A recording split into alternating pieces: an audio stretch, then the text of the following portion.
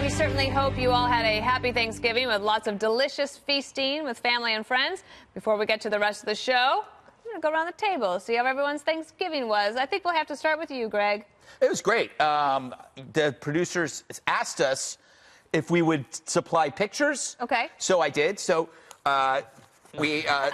this is the turkey. And then that's a bowl of stuffing. Yeah, you liked your stuffing. The stuffing was great. I actually went on, like Lawrence, I went off on my Atkins diet and had some stuffing. There were some green beans, which were delicious. And we had some corn on the cob. I was at a restaurant. They served corn on the cob on Thanksgiving? Well, it was like sliced. It was at a restaurant, and I think I have a picture of me and the people I was with. You can see there's Sean, there's Laura, Tucker, and me, and we're just enjoying a nice meal. This is what we do outside of work. That looks very fun. That looks very fun. Lawrence, you were in Dallas? Yeah, so I cooked a lot of this stuff. My mom had lupus growing up, and so she taught me how to cook very early, so I cooked. A lot of my family got together and talked politics, actually, and it didn't plan that way because my mom had already said none of that. That's a pecan pie. Nice.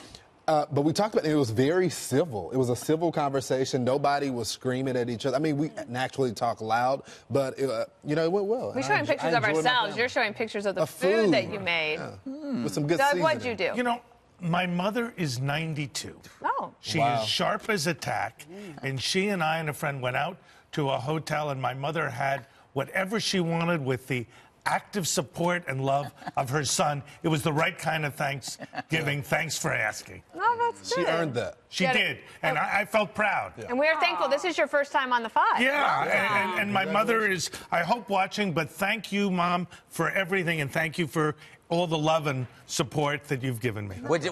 Does she still have a cocktail? Or she has a cocktail whenever she wants with my support and love. She's earned it. That's exactly. And she's sharper than I am. Exactly. What's your cocktail of choice? Her cocktail of choice is Prosecco. The only thing she says to me is, how did you, as a centrist, turn out as you did? Because she's far left. And all right. Jedediah, how was your Thanksgiving? Yeah, it was good. We cooked. It was the first time that we cooked. My husband Turkey, no turkey. There's my husband with the turkey. He actually did, for his first turkey, it was delicious. I don't know what he did to it because I wasn't part of that part. But my dog was there. She had so much food. She ate turkey, sweet potato, applesauce. That's my angel. And I made a gluten-free stuffing that I was terrified was going to be awful. That was actually delicious. Wow. Now, do you do that because you have issues with gluten, or? Oh, here we go. Here we go. Being too trendy for you, Greg. You know, I mean, gluten. You had steak, didn't you? Yes, I had steak. I had a ribeye that was so good, and there was nothing gluten-free about it. Right. Well, I don't know if there are any. Actually, it is gluten-free. Yeah, it is gluten-free. What now about Dana? What did you do? Well, I took a bunch of pictures of my dog. I think we have those. Of course. He was out there. How is this any different? So this is the table. We were down in Bayhead, New Jersey, and my mom and her friend Barb are here in town, and Peter and I, we all went to the yacht club, and then we joined on with the Landers family. They have a big family, and we have a small little family, so we got to be a part of them. So that was really fun.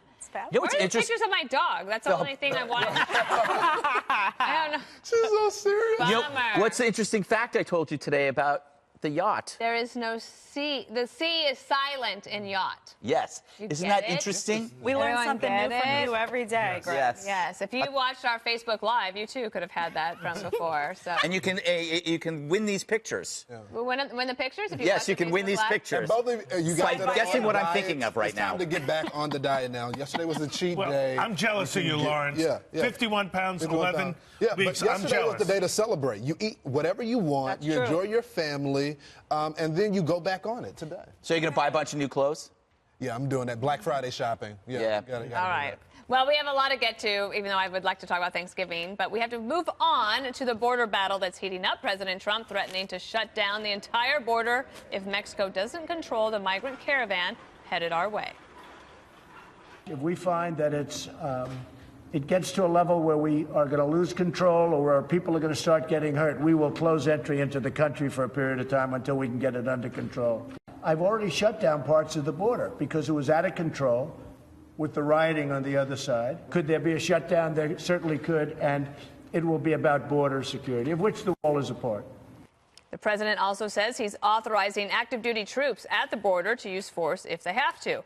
This as Trump warns of a government shutdown if Congress doesn't move on funding the wall. The former acting ICE director also urging lawmakers to secure the border now, or else, he says, the situation will get worse.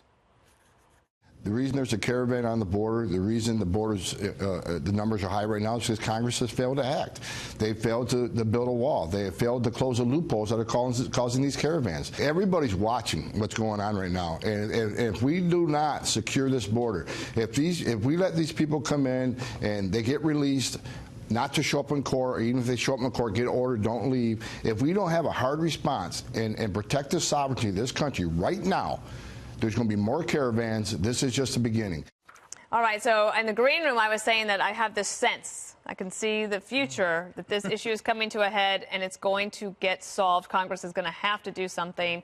Lawrence, you talked about immigration at the Thanksgiving table. Yeah, we talked about immigration, and the only issue that my family pretty much agrees with Trump on is immigration. My grandmother made it very clear. She was like, son, I may not like Donald Trump, but one thing I will do is help him build that wall. And a lot of black folks agree when it comes to that issue because freedom has never been something that is free. It's something that you fight for. There's blood in the soil, people that fought for that. And that's how a lot of Americans see it.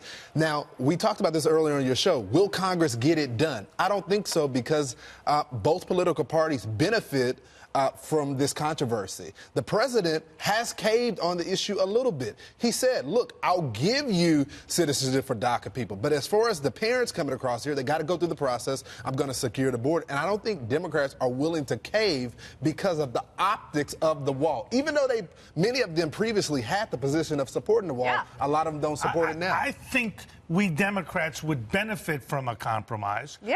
Do border security, do the wall, do DACA, and try to get a pathway to citizenship, because this issues hurt the Democrats, and it's clear it would help the Republicans too. Because look, Trump made the whole campaign about immigration, about the caravan.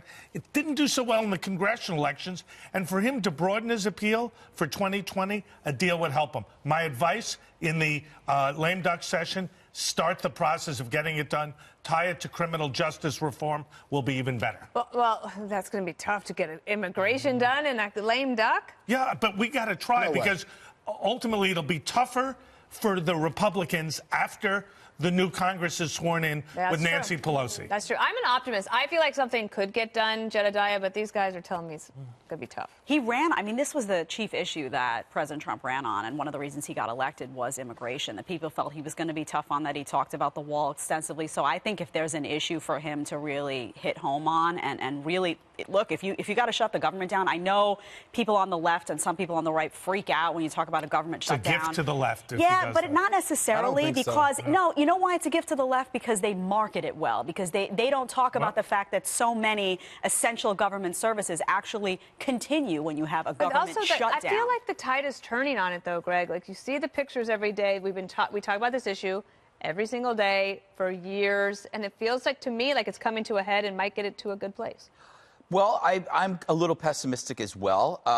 It's obvious that for Donald Trump, this is a central concern of his that has long-term benefits in his head, but has a short-term cost. You don't get good PR. The media hates you. You're painted as a bigot. There are all these short-term consequences to a long-term benefit, which is that the changes in immigration is not being kept up with the current system. So you have to make it. We update our phone every year. We have a system that we refuse to update for fear of being yelled at. So it shows immigration highlights the differences between the constrained and unconstrained. Conservatives are constrained. They believe humans are fallible and will game the system. So you need to have a process.